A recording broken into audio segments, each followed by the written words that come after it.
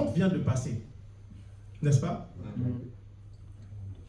Si ces gens étaient minimalement intelligents, vous mettez en place une équipe qui va discuter avec Trump de la question du Congo, sachant que nous en sommes là à cause de Clinton que Trump déteste. Il faut un minimum de réflexion. Et quand on n'a pas de réflexion, vous vous retrouvez dans des affaires un peu ubuesques, comme notre ministre des Affaires étrangères qui se retrouve là, ou quand vous avez le ministre rwandais, Olivier Ndoumouir, qui traverse chez nous, et vous avez vos responsables, des responsables politiques du gouvernement. Ah, pourquoi télé le savent? Nous ne sommes pas des fous.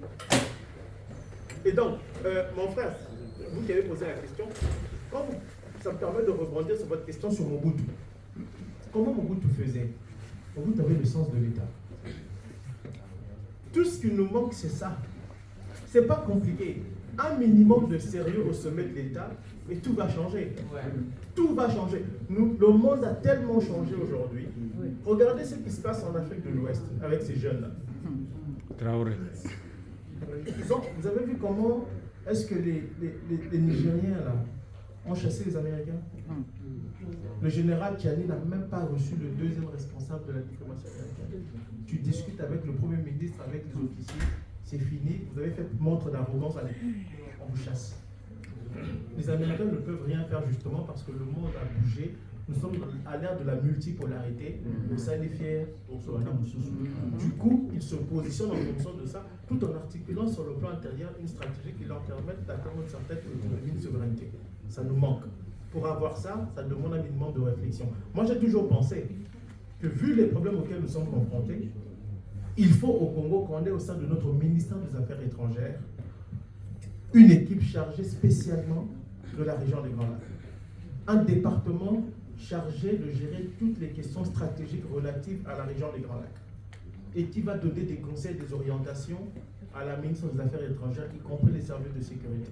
C'est comme ça que ça marche dans d'autres pays. Malheureusement, nous avons des gens qui préfèrent le whisky, la jouissance, à la défense des intérêts du pays. Et sur ce point-là, on ne peut pas faire de reproche au mandat. Il faut que nous nous regardions. L'autre question, il y avait une autre question aussi. Est-ce que je répondais à toutes les questions? Pour que je sois entendu tout le monde. Donc, j'ai deux questions. Oui. La première, c'est on connaît tous les ramifications du réseau rwandais. On connaît aussi son caractère impitoyable.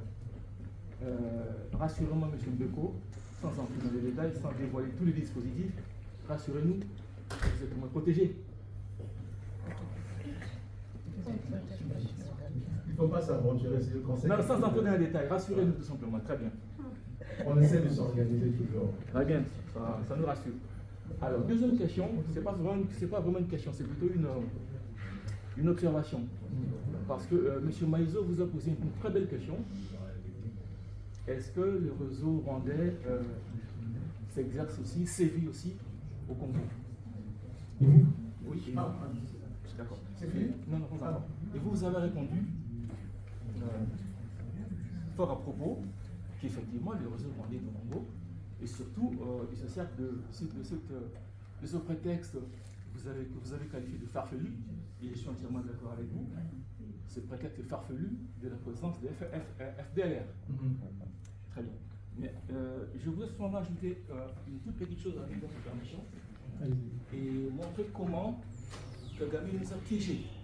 Ça, c'est un fait auquel on ne fait pas très attention.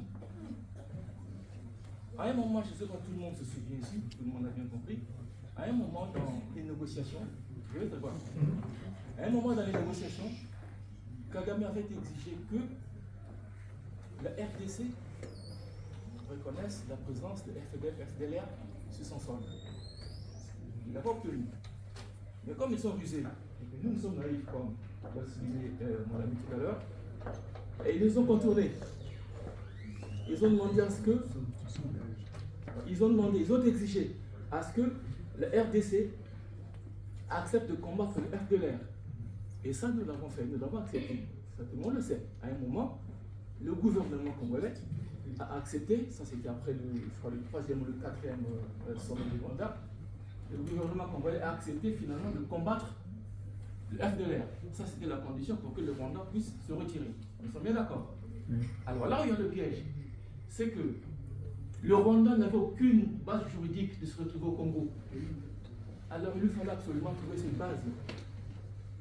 Parce que chaque fois on disait, mais non, mais votre raison, vos prétextes de se trouver au Congo, c'est farfelu parce que les FDLR n'ont jamais menacé le Rwanda. Donc, tout le monde le sait. Et Kagame en était conscient. Et maintenant, pour avoir cette base juridique de son intervention au Congo, il est passé par là. Et la RDC a reconnu qu'il allait combattre le FDLR. Et là, justement, je veux m'adresser à Maïso pour montrer comment le piège se referme sur nous.